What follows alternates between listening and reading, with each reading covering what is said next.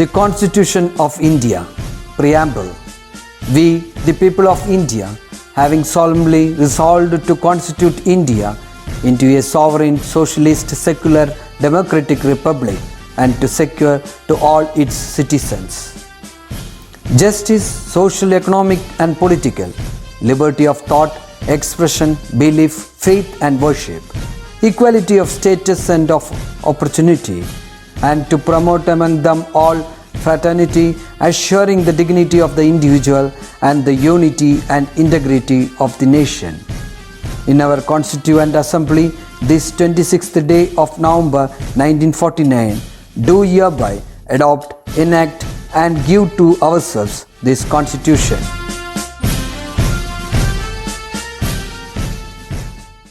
Hi dear children, hope you enjoyed a good Christmas time and getting ready for a wonderful New Year 2021. So take good resolution for the upcoming New Year. Count your blessings. Be happy for what you have got. Be contented. Okay. So be happy. Shall we begin with the next lesson? Are you happy and interested to begin with? I know you will be. Yes. In the previous lesson, we learned about India, the land of synthesis. Today, we will continue the class with a new lesson, Kerala from 8th to 18th centuries. Look at this. This is an excerpt from the Tadisapalli copper plate. It was written in 849 CE. Tadisapalli copper plate is important sources of information of that period. It is written in the Vatteluthu script, which was popular in medieval Kerala. From this document, we get the information about land donation to Tadisapalli of Kollam town by the ruler of Venad, Ayyanadi Tiruvadigal, during the 5th regnal year of Sthanurevi, the Perumal who controlled all Nadus of Kerala. ആ കാലഘട്ടത്ത് കേരളം ഭരിച്ചിരുന്നത് നാടുകളായിട്ടായിരുന്നു. ആ നാടുകൾ കേന്ദ്രമാക്കി ഭരണം നടത്തിയിരുന്നത് പെരുമാൾ രാജാക്കന്മാരായിരുന്നു. പെരുമാൾ രാജാവായ സ്ഥാണുരവിയുടെ 5ാമത്തെ ഭരണവർഷത്തിൽ വേണാട് നാടുവാഴിയായ അയ്യനടി തിരുവടികൾ കൊല്ലം നഗരത്തിലെ തരിസാപ്പള്ളിക്ക് ഭൂമി ദാനം കൊടുക്കുന്നതിൻ്റെ രേഖയാണ് ഈ കോപ്പർ പ്ലേറ്റിലുള്ളത്. ഈ ദാനം സ്വീകരിച്ചത് മണിഗ്രാമം സംഘത്തിൽപ്പെട്ട മാർ സപ്പീർ ഈശോ എന്ന ക്രൈസ്തവ കച്ചവടക്കാരനായിരുന്നു. അന്ന് കച്ചവട സംഘങ്ങളായിട്ടായിരുന്നു കച്ചവടം നടത്തിയിരുന്നത്. അതിൽ പ്രധാനപ്പെട്ട സംഘങ്ങളായിരുന്നു 5 വണ്ണമാൻ MoneyGram. The most important sources of information about the Nadus of Kerala, the Vatteluthu documents. What do you mean by Nadus? The Nadus were the places where the people established their agricultural settlement. Nadus consisted of numerous kudis and us. Let us discuss in detail. Kudi. The kudis were the families of occupational groups engaged in agriculture. The chief of kudi was Kudipati. Ur. Many kudis constituted the Ur. The chief of the Ur is Uralar. Nadu. Many Urs constituted a Nadu. The chief of Nadu were Naduvali. At that time, all Nadus of Kerala were based at Mahodepuram and were under the rule of Perumal kings who ruled Kerala. Mahodepuram ഇന്നത്തെ Kodungallur പ്രദേശമായിരുന്നു. Look at the map of Kerala. These are the 14 Nadus of Kerala during medieval period. All these Nadus from Kolatnad in the north to the Venad in the south accepted the rule of Perumals. Perumal rulers introduced a centralized system in Kerala for the first time. Rulers from Rajashekaran to Ramakulashekaran ruled during 800 to 1122 CE with Mahodepuram as their capital. ഇന്നത്തെ കൊടുങ്ങല്ലൂർ പ്രദേശം. Let us see the characteristics of the rule of Perumals. Perumals had a representatives called Koyiladhikarigal. In the matters of administration, the Perimals were assisted by Nalutali, the council of Brahmins. Perimals had a militia called Ayiram. Perimals levied taxes from the Nadus, Nagaras, towns, Brahmin gramas, temples, etc. Let us continue the next topic, Swarubams. The reign of the Perimal kings ended in the 12th century CE. The Nadus became independent. The positions of power that developed in the Nadus were known as Naduvadi Swarubams.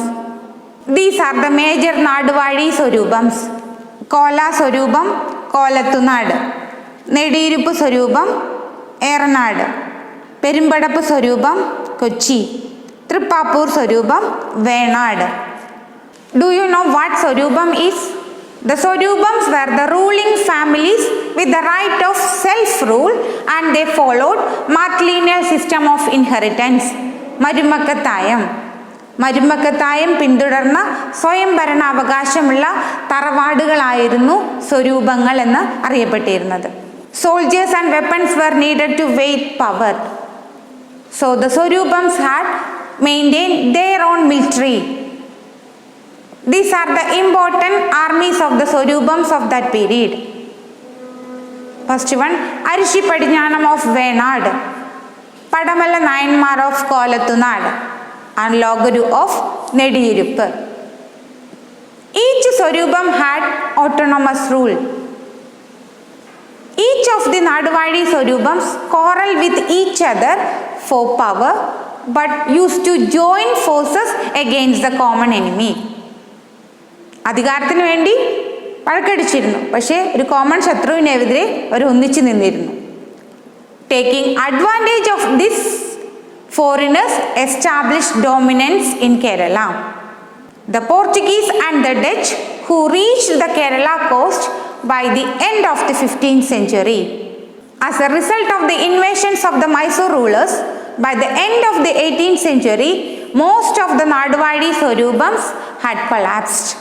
It was during this period that Kerala was divided into 3 regions, namely Travancore, Kochi and Malabar.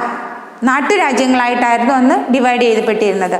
അന്ന് കേരള പ്രദേശത്തുണ്ടായിരുന്ന പ്രധാനപ്പെട്ട നാട്ടുരാജ്യങ്ങളായിരുന്നു തിരുവിതാംകൂറും കൊച്ചിയും Malabar.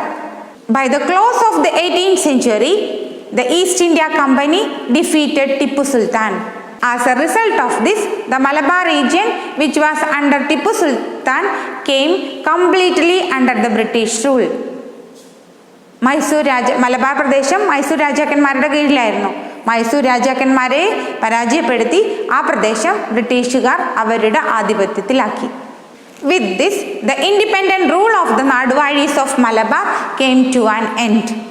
Travancore and Kochi continued to be princely state. Let us continue the next topic, rights on land. Ownership right of land also changed with the political changes of the 8th to 18th century CE. Now let us see the ownership of land during this period. During the reign of Perimal kings, the land was divided into 3 on the basis of ownership. These are the 3 category land of that time: Cherikal, Brahmasam and Devasam land.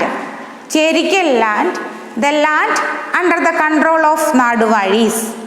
Brahmasam, the land under the control of Brahmins. Devasam, the land under the control of temples. Owners of the Devasam land were called Uralar. Landlords, Brahmins and Uralers gave land to middlemen for cultivation. They were known as Karalar. Accordingly, a power hierarchy was formed with the Naduvadis at the top and Uralers and Karalars below them. There were further changes in the land ownership rights between 12th and 18th centuries. Let us have a look what is Janmam land and Verumbattam system. The rights over the land passed on from one generation to another and became a birthright. This kind of land came to be known as Janmam land and the people who had the ownership right over those lands as Janmis. ജന്മം ഭൂമി ഒരു തലമുറയിൽ നിന്ന് അടുത്ത തലമുറയിലേക്ക് ഭൂമിയുടെ അവകാശം കൈമാറ്റം ചെയ്യപ്പെട്ടിരുന്നു. അത് ജന്മാവകാശമാണ്. ഈ ഭൂമിയാണ് ജന്മം ഭൂമി എന്നറിയപ്പെട്ടിരുന്നതും അതിൻ്റെ അവകാശികൾ ജന്മിമാർ എന്നും അറിയപ്പെട്ടിരുന്നു. നെക്സ്റ്റ്, വെറുംപാട്ടം system. A custom called Verumpattam became widely prevalent during this period. The Verumpattam land was the land given to the Kudiyans by the Janmis with the agreement that a predetermined share of the produce would be given to the Janmi. ഉൽപ്പാദിപ്പിക്കുന്ന ഉൽപ്പന്നങ്ങളുടെ ഒരു ഭാഗം കൊടുക്കാമെന്ന പാട്ടക്കരാർ അനുസരിച്ച് ജന്മിമാരുടെ ഭൂമി കുടിയാന്മാർക്ക് കൃഷി ചെയ്യാൻ കൊടുത്തിരുന്നു. ആ ഭൂമിയാണ് വെറുംപാട്ടം ലാൻഡ് എന്ന പേരിൽ വെറുംപാട്ടം ഭൂമി എന്ന് അറിയപ്പെട്ടിരുന്നത്. ദ പണയപ്പാട്ടം system, which was also known as കാണം ആൻഡ് ഒറ്റി, became prevalent after the period of the Perumals. According to this, the person who took the land on lease, Kanakudiyan, used to give an amount as security to the landlord when he leased the land for cultivation. The Kanakudiyan did not have the right to sell or transfer this land. He just had the right to cultivate in this land. ജന്മിമാരിൽ നിന്ന് പാട്ടത്തിന് ഭൂമി കൃഷി ചെയ്യാൻ എടുക്കുമ്പോൾ കരാർ അനുസരിച്ച് ഒരു amount security ആയി കൊടുക്കണം. ഈ ഭൂമി കൈമാറ്റം ചെയ്യാനുള്ള അവകാശം കാണക്കുടിയാനില്ല, അതിൽ കൃഷി ചെയ്യാനുള്ള അവകാശം മാത്രം. നെക്സ്റ്റ് ഈസ് കുഴിക്കാണം. Was a kind of tax rebate that existed during this period. According to this, all the plants which had not yet started yielding were exempted when the pattam was calculated by the Janmis. It was in the second half of the 18th century that the land was measured. Malabar was under the Mysore rulers during that period. The system of tax the Mysore Sultan had developed was based on the total production from the land, of which a share was fixed to be collected as tax. When the Malabar region under the control of the British, they conducted land survey. According to that, divided the land in terms of acres and cents and allotted them survey numbers. ഭൂമി അളന്ന് തിരിച്ച് ഏക്കറുകൾ അല്ലെങ്കിൽ സെന്റുകളാക്കി അളന്ന് തിരിച്ച് survey നമ്പറുകൾ നൽകിയിരുന്നു. Do you know what is കേട്ടെഴുത്താൻ കണ്ടെഴുത്ത്? The land survey conducted in Kochi, it was known as കേട്ടെഴുത്ത്. The land survey conducted in Travancore, it was known as കണ്ടെഴുത്ത്. Accordingly, tax was fixed on the assessed land. ഭൂമി അളന്ന് തിട്ടപ്പെടുത്തി നികുതി ഏർപ്പെടുത്തിയിരുന്നു. Let us continue the topic agricultural and occupational groups during medieval period. Read this description given in your textbook. From this we can understand the different varieties of paddy cultivated during medieval period. നമുക്കറിയാം നമ്മുടെ അടുത്തുള്ള പ്രദേശങ്ങളിൽ പാടങ്ങളിൽ ഏത് വിത്തിനങ്ങളാണ് കൃഷി ചെയ്യുന്നതെന്നുള്ളത് നിങ്ങളുടെ പാരൻസിനോടോ grand പാരൻസിനോടോ ഒക്കെ ചോദിച്ചാൽ നമുക്ക് മനസ്സിലാക്കാൻ കഴിയും. ഏതൊക്കെ വിത്തിനങ്ങളാണ് ഇന്ന് ഉപയോഗിക്കുന്നത്, അന്ന് ഏതൊക്കെയായിരുന്നു ഉപയോഗിച്ചിരുന്നത് എന്നുള്ളത് നമ്മളുടെ ടെക്സ്റ്റ് ബുക്കിൽ കൃത്യമായി കൊടുത്തിട്ടുണ്ട്. ഫാമിംഗ് വാസ് ഡൺ ഇൻ വയൽസ്, പറമ്പ്, പുരയിടം ആൻഡ് മലമ്പ്രദേശങ്ങൾ in those times. Paddy was the main crops in വയൽസ്. They used to cultivate paddy, horse gram, millets and tubers in Parambu. Pulses and tubers were also cultivated. Forest produces collected from highlands. At that time, farming depended on two monsoons, southwest and northeast monsoon. That is, Idavappadi and Tulavarsham. നമുക്കറിയാലോ, ഇപ്പോഴും നമ്മൾ ഈ മഴയെ ആശ്രയിച്ചാണ് കൃഷി ഇറക്കുന്നത്. Organic manure such as cow dung and leaves was used. Let us have a look at the different occupational groups during medieval period. People engaged in agriculture and the making of agricultural equipments. People evolved in handicrafts and the making of metal equipments. they are in another group. People engaged in trade, people involved in weaving and oil production, people involved in temple rituals, officials connected to the Naduvadi Swarupams. These are the different occupational groups during medieval period. People engaged in the same occupation evolved into one caste. അതായത് ഒരേ ജോലി ചെയ്തിരുന്ന ആളുകൾ ഒരു കാസ്റ്റായിട്ട് അന്ന് അങ്ങനെയായിരുന്നു അറിയപ്പെട്ടിരുന്നത്. The Adyalas who used to farm during the medieval times occupied the lowest rung in the caste hierarchy, whereas Brahmins were at the top. Based on the family occupation, all other castes came in between these two categories. Beginning of the 19th century, the population of Malabar, Kochi and Travancore were officially categorized on the basis of caste. Subsequently, caste came to be decided on the basis of birth, irrespective of the occupation. Let us continue the different kinds of trade prevailed in the medieval period. Three different kinds of trade prevailed in the medieval period: regional trade, long distance trade and foreign trade. Regional trade, chandas and angadis were the major regional trade centers. Commodities used daily such as paddy, rice, vegetables, betel nut, salt, fish, etc. were the major items exchanged. Long distance trade was mainly with Tamil Nadu, Karnataka, Andhra Pradesh and Orissa. Tamil Brahmins and Chettis were the main traders. Rice, chilli, cotton, other cloth materials, silk and horses were brought to Kerala. Black pepper and other spices were taken from here. Next is foreign trade. The Arabs, Chinese, Europeans, etc. were the main foreign traders. Black pepper, ginger, cardamom, cinnamon, other spices, coconut, etc. were taken from here. Gold, copper, silver, china clay, pottery, silk, etc. were brought to Kerala. Trade continued through the land route as well as the sea route during the medieval period, like during the ancient period. Kodungallur, Kollam, Kozhikode, Pandalayani, Madai, Valapattanam, etc. were the major trade centers during this period. Read these lines given in your textbook. These verses are from the 18th century Payyannur Pattu. It refers to the traders of that period. Do you know what Anjuvannam and Manigramam is?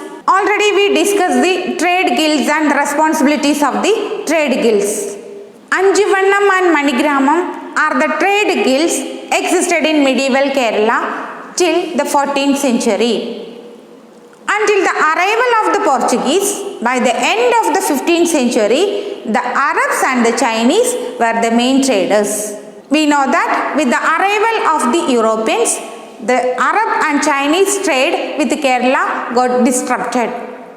Europeans started to control the sea trade of Kerala. They gained the upper hand in sea trade. Consequently, the European started to controlling the resources of Kerala. അപ്പോൾ ആദ്യ കാലഘട്ടങ്ങളിൽ അറബി വ്യാപാരികളും Chinese വ്യാപാരികളുമായിട്ടായിരുന്നു നമ്മൾ വ്യാപാരം നടത്തിയിരുന്നത്. യൂറോപ്യൻസിൻ്റെ വരവോടുകൂടി വ്യാപാരത്തിൻ്റെ ആധിപത്യം അല്ലെങ്കിൽ കുത്തക അവകാശം അവർ നേടിയെടുത്തു.